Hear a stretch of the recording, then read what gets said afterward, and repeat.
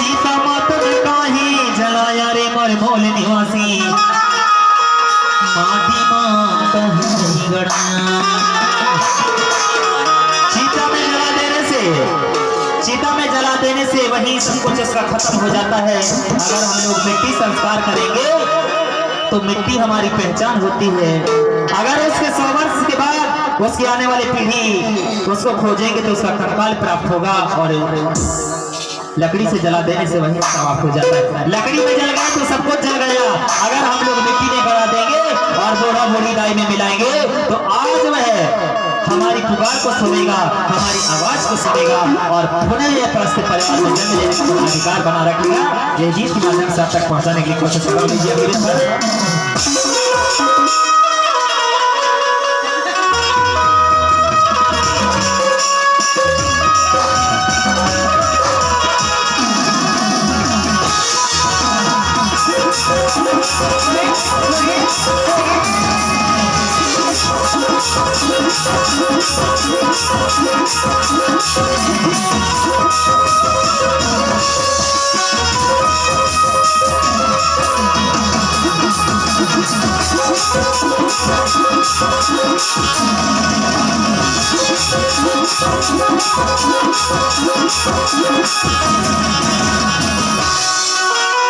हरदी के लोचन हरदी बाजार माया झरा,